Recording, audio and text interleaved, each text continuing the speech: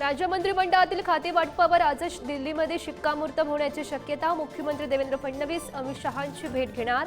एकनाथ शिंदे दिल्लीला जाणार नसल्यानं चर्चांना उधाण।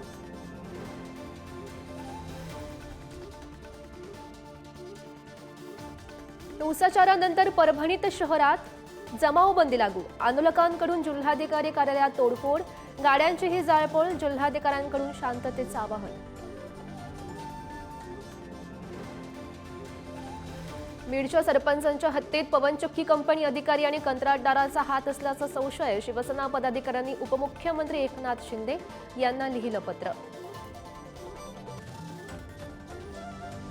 मालेगाव वोट जिहाद प्रकरणाचा तपास एटीएसकडे। मालेगाव पोलीस ईडी नंतर आता एटीएस करणार तपास। प्रकरणात आतापर्यंत नामको बँकेच्या अधिकाऱ्यांसह 5 जण अटकेत। लाचखोरी प्रकरणात सातारा जिल्हा सत्र न्यायालयाचे न्यायाधीश धनंजय निकम यांच्यासह 3 जण एसीबीच्या जाळ्यात। फिर्यादीच्या वडिलांच्या जामिनासाठी मागितली होती लाच।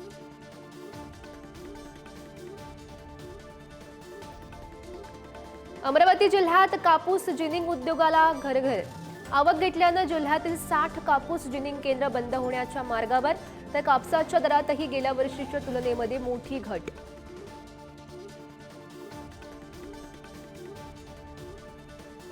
तांत्रिक बिघाडामुळे नागपुरात स्वस्त धान्य दुकानातील धान्य वितरण धीम्या गतीनं।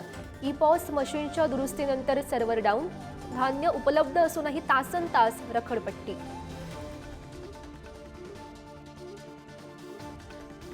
मुंबई विमानतळावर 10 कोटींचं सोनं जप्त। सोने तस्करी प्रकरणी 6 जणांना अटक। आरोपींमध्ये विमानतळ फूड कोर्टमधील कर्मचाऱ्यांचा समावेश असल्याची माहिती।